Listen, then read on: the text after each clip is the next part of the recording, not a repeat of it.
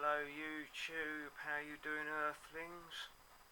Right, I'm gonna do a TrashBash, not kitbash, TrashBash scratch built robot video. I've done a video before, but it was kind of a Tales from the Loop video, and only because I was sort of getting some inspiration off the Simon Stålenhag who done the pictures, which went towards making of which were the inspiration. It's a Simon Stålenhag program, directed by Nathaniel Halpern, I think his name is. Also done Legion, I think, and a few other things. But anyway, yeah. And I really like these style of robots, but I might as well just show you the ones I've already done. In fact, I did have them in the video I've just done, but I was just thinking, well, I'm not going to bother doing that now. I'm just going to... Didn't really want fancy going through all of that again. I've just done 20-minute video on. But I will. In fact, I've just realised there's another one here. Right, so when I watched my Tales from the Loop series, I decided to make these little fellas here.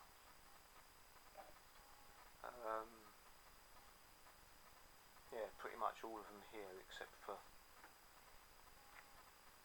these ones here, which I'll go into a bit later. But all of these sort of half dish ones and this one I did a while back now, before I'd watched anyone else's videos on making their little robots. They're just sort of I thought of trying to find me a good sort of robot, you know, sort of little legs that can sort of walk somewhere, then legs can go up inside and it can just start shooting at things, and all of the incoming shells will just bounce off its dome body. I'm going to leave this one as it is. These are all hand painted. I haven't used the brilliant technique of using a blowtorch or keying up the surface with sandpaper. So all of this paint, if I use masking tape in it, it'll just peel straight off, as you can see on this one. This one's a nice shiny bit there where a bit of paint's chipped off. But so all of these are hand painted. This one's in the golf racing car colours. Yeah, just headphone bits and greeblies, and these are from Harrier Jump Jet, I think, and then there's various bits from a torpedo boat that I had bits off. Quite like the using the fluorescent yellow for lights. These are propeller things, but yeah, this one I want to now I know some different techniques. I want to do a sort of a ball joint for the gun here. I'll probably change that one for an arm, but on an arm kind of like this one with the sort of ball joints that I've learnt off some of the brilliant builders off YouTube. The likes of Dr. Toys, Bill makes stuff, Bill making stuff, and Andy Mecha. But these ones I kind of done before I watched any of those. So this one's some more greeblies, I think. These Mecha Smith ME110 fighter tail thing. Saturn V engine nozzle, just various bits and pieces. And two aerials, like Dr. Toys thinks that two aerials are better than one always. And some more sort of, those eyes don't move. Breaking another Harrier Jump Jet sort of clustered bomb missile. That one's not quite finished yet because I've got to paint those bits. This one I was really pleased with. This one's in the colours of yeah, that one's in the colours of Scrapper from Tales from the Loop. This one's Jacob the robot from Tales from the Loop. These bits move? No. This bit moves. Yeah, just sort of headphone bits, hairdryer bits. What was on the underside of one of these other ones? I thought there was, yeah, that was quite nice on the underside. This one isn't so nice, 'cause it's just a big lump of wood. But yeah, lots of greeblies and bits and pieces, plastic that I've collected up over the years. I really like that one. He's an armless robot, that one. Armless robot with a big gun. Another one unfinished yet. These feet, you might notice on some of them, are the feet from my silent running robots. These bits move, by the way, up and down. I'd kind of like them to have a bit more movement, but move them much more, they'll scratch all the paint off. So these are just bits of plastic, headphone bit again.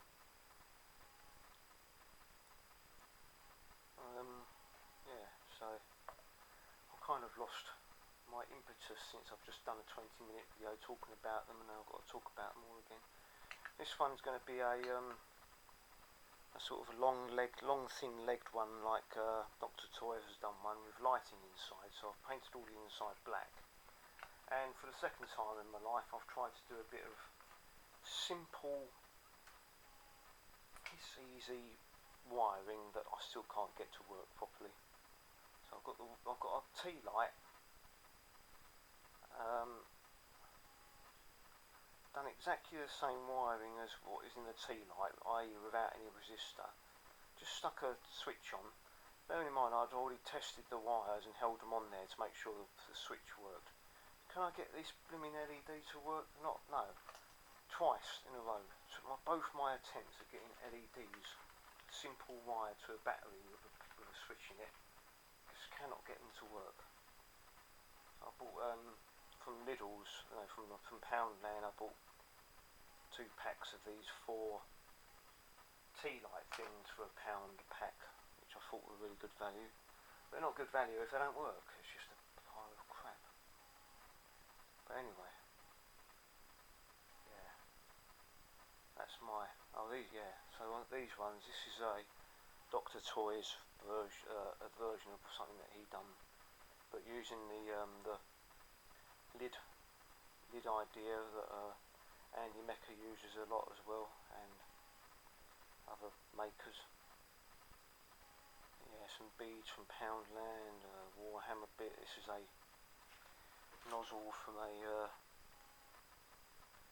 pen that you get this liquid out that we used in dentistry, like one of those silver and gold pens that you push the nib down. I wanted them to stand up, so I just put this rear wheel on there. Some model wheels from a model kit that I've got that were spare. This one here is a poor attempt at doing a Dr. Toys version of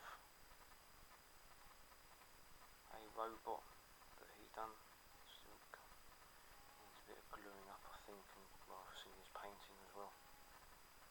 And the stand isn't part of it. It's just so I can stop having to stick it down onto my table with super glue. This one's a possible work in progress. I don't quite know what's going on with that, but that's a razor bit. I don't know what's going on there.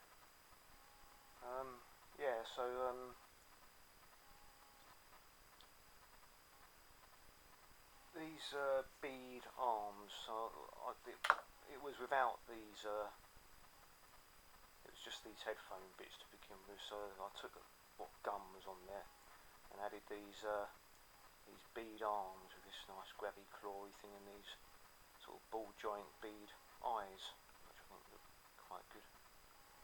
But yeah, these I like these bead ball joint ideas that people have used quite a lot. Sort of a bit of a Gatling gun thing going on there. It'll look better when it's all sprayed up. They don't move. You can make them move if you use armature wire going down the tubes and through the beads, and you can get it so that the joints move, maybe. But yeah, there's some of my mostly still works in progress. And over here, got a couple that hasn't corrupted again, has it? No, good. There's a couple that are.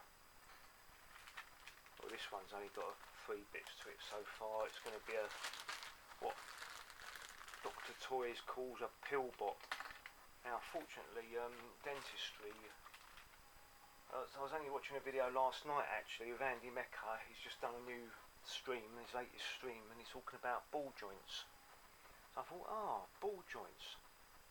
We have some of those in my dental stuff. So I've found these ball joints. These are to hold models together. So you've got the upper and lower jaw, and the same with these. I did have more of these bits somewhere, but you have these 2 bits together and they'll hold teeth like that, like so. But these are going to be legs for this chappy, and they're going to be sitting around that way like that, so that sort of thing.